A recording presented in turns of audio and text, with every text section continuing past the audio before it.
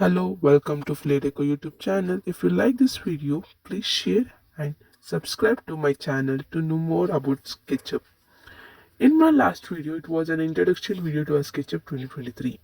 In this video, we will see how to use the remaining tools and how to set the measurements, fonts and develop the flow plan. Let's start. Draw a rectangle by using a rectangle tool. Add a color by using a paint. I will choose here dark bright pink. Click on the surface of the rectangle. SketchUp provides several predefined camera views including front, back, left, right, isometric, top view and a bottom view. Right click on the surface of the model. You will see a list of entity info, errors, hide, select, make component, make group. Click on make group. Everything is selection becomes a grouped within a bounding box. Flip is used to mirroring or rotating the image. Choose the object you want to flip. Three semi-transparent planes appear, each corresponding to the selection's coordinate orientation, like red, green, and blue, as shown in the figure.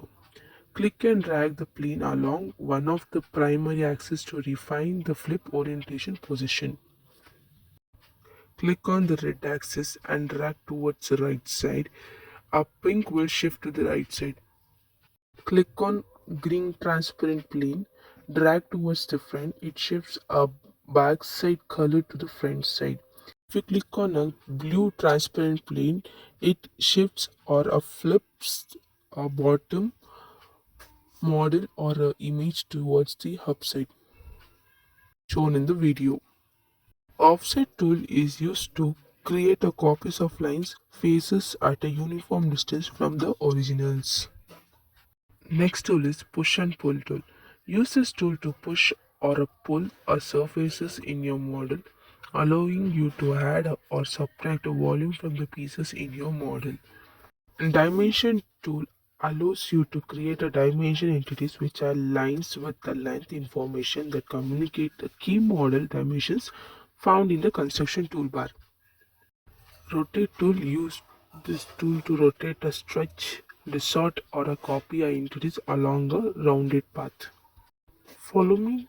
Use this tool to duplicate the profile of a face along a path. Move tool is used to move, stretch and copy a pieces of your model. This tool can also be used to rotate our components and groups. 3D text. Use this tool to create a 3D dimensional geometry from text using a different fonts and sizes.